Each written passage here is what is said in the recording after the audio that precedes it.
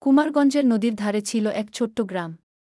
সেখানে বাস করত শ্যামল, এক দরিদ্র মাঝি। এক পূর্ণিমার রাতে নৌকায় মাছ ধরতে গিয়ে শ্যামল দেখল নদীতে এক অদ্ভুত আলো জ্বলছে। সে কাছে যেতেই এক ভূতের মূর্তি উঠল, সাদা কাপড়ে মোড়া, চোখে নীল আগুন। ভূত বলল, আমি নদীর রক্ষক। তুমি সৎ মানুষ, তাই তোমাকে এক উপহার দেব। কিন্তু লোভ করলে সব নষ্ট হবে। শ্যামল ভয়ে কাঁপতে কাঁপতে বলল, আমি শুধু আমার পরিবারের জন্য খাবার চাই। ভূত অদৃশ্য হল, আর শ্যামলের জালে উঠল সোনার মাছ।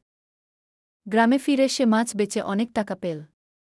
কিন্তু লোভে পড়ে শ্যামল আবার নদীতে গেল, আরও মাছের আশায়।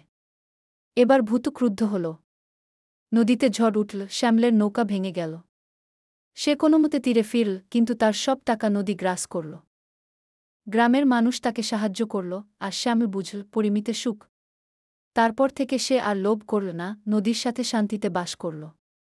লোভ মানুষের সুখ নষ্ট করে। যা আছে তাতেই সন্তুষ্ট থাকা শিখুন।